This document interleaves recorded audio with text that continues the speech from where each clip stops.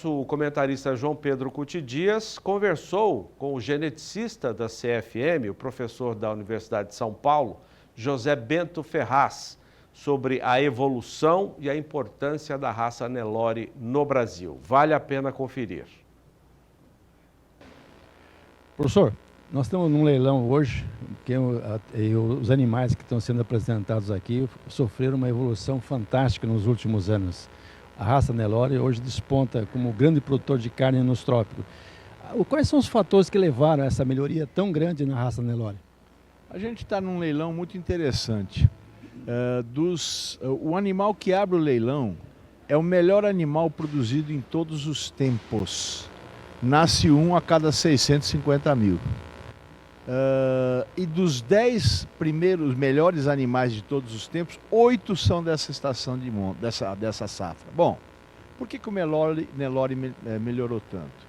Vamos dividir as coisas. Primeiro, há 50 anos a vaca não era nelorada, era uma vaca girada naquela época.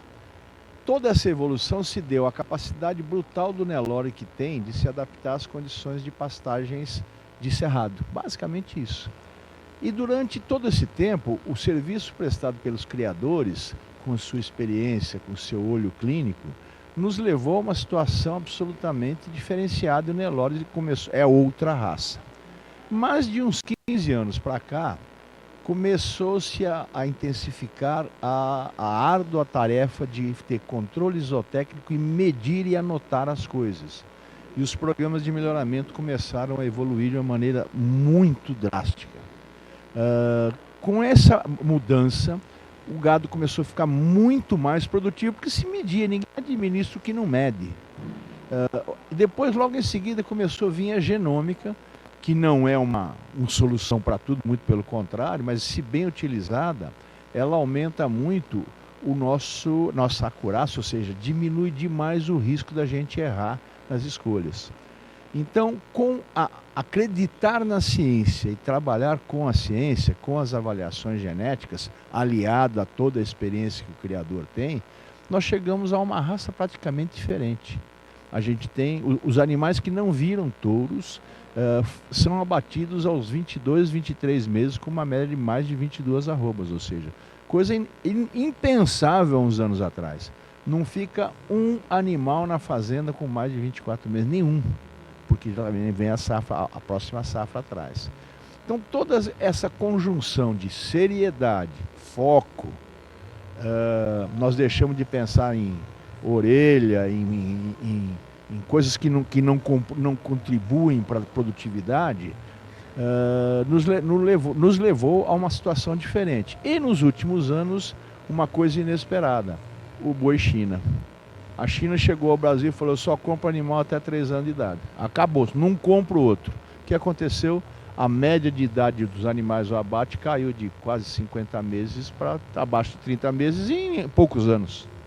Então essa foi a grande contribuição e isso é irreversível.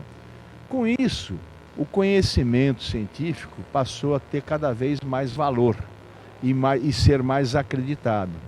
E chegamos a leilões como esse de hoje, que é um leilão científico, né? E uma coisa muito interessante, o criador entendeu isso e ele começa a estudar o catálogo do leilão uma semana antes de vir comprar. Então é um leilão que acontece vendendo um touro por minuto, porque o criador sabe o que quer. Agora há pouco um criador que passou para a gente uma série de baterias que ele tem interesse, porque ele já estudou profundamente os 400 animais aqui. Vai no olho, vai no conhecimento. O olho acabou, o touro uísque acabou, né? Aquele que você toma um goró no leilão e compra o touro, leva para casa e ele não vira, né?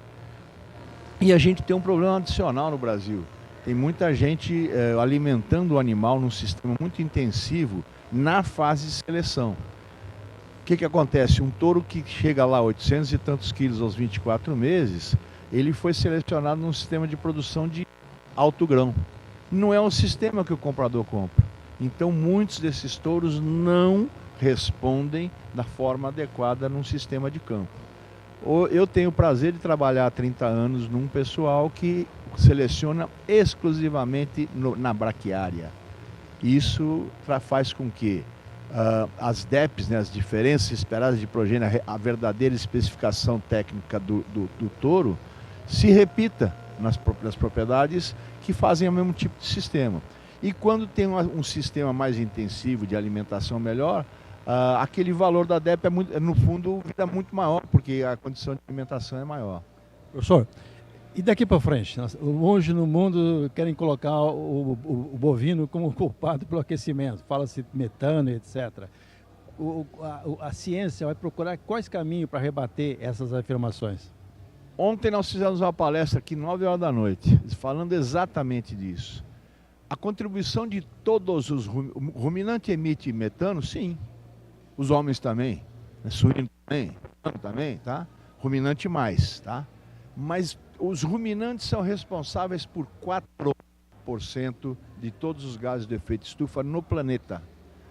Quem é responsável pesado são petróleo, carvão, tá? Isso tudo tira carbono que está lá enterrado há bilhões de anos e joga para a atmosfera. O metano tem uma vida útil de 12 anos, o CO2 de 1000 anos. Então toda essa capa que está sendo formada pelos chamados gases de efeito estufa, que fazem com que a radiação solar entre e não consiga, e o calor não sai. E por isso está esquentando. Mas os ruminantes não têm nada a ver com isso. O que acontece é que a Europa, principalmente, está pressionando os países emergentes porque eles querem proteger os seus agricultores que são muito ineficientes. Não consegue competir com a agropecuária tropical? A menor condição de competir com a agropecuária tropical é neve. Eles têm uma série de problemas, tá? Além de mão de obra extremamente cara. E eles também não querem trabalhar no campo. Então, o Brasil tem que tomar cuidado e se preparar, porque tem gente trabalhando para melhorar suas condições, principalmente na África e em alguns pedaços da Ásia. Então, essa nossa posição de primeiro lugar na exportação de carne não é eterna, não. Ou a gente toma cuidado, e para isso nós temos que contar com os pecuaristas e com a ciência para a gente manter crescimento de produtividade. Nosso rebanho tem uma taxa de desmame média de 65%. Que indústria ruim de serviço que é aquela que só desmama 65% do potencial? Professor, o senhor falou uma coisa importante. O Brasil tem que aproveitar e divulgar que nós produzimos o boi em cima de capim, 90% em cima de capim. Ou na reta final ele vai receber um alimento no coxo e tal, mas ele é um boi verde e amarelo, como falava o doutor Armindo Kischer. Mas o saudoso Armindo Kischer era um sujeito absolutamente fantástico. O nosso boi é um boi que é solução para problema de efeito climático. Por quê? Ele é criado em pastagem e a pastagem absorve CO2. Então, no fundo, o boi brasileiro deve ser muito próximo de carbono zero, mas muito próximo. Se não for, carbono negativo, ele fixa mais do que joga para a atmosfera. Mas as nossas instituições de pesquisa têm que ser competentes o suficiente para mostrar isso, né? Que produzir boi em capim é muito diferente de produzir boi em milho, muito diferente. E é esse o boi que a gente produz. Essa é a mensagem de quem trabalha com isso e foi um dos responsáveis por essa melhoria fantástica que aconteceu na genética bovina. A última mensagem para que esse senhor e a senhora que estão nos assistindo, professor. Gente, vamos continuar trabalhando forte, trabalhando com seriedade, com foco. O pecuarista tem muito problema de falta de foco. Ele tem que projetar uma coisa 10, 15 anos na frente. E os erros que ele cometer com a genética hoje permanecem na sua propriedade por mais de 10 anos, porque você fica com as vacas de reposição. Então nós precisamos dar atenção para a saúde dos animais, para a alimentação dos animais, para a nutrição, é diferente de alimentação. Pastos deficientes têm que ser suplementados. E isso é muito barato. E genética, a gente fez uma conta outro dia, a genética contribui, no caso da produção pecuária, com cerca de 3% do custo. Na soja é 20%.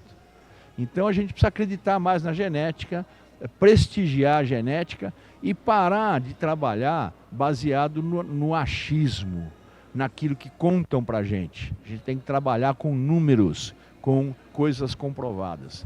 Então vamos em frente, pecuaristas do Brasil, ainda a gente tem muita coisa a melhorar e crescer e diminuir nossos custos de produção.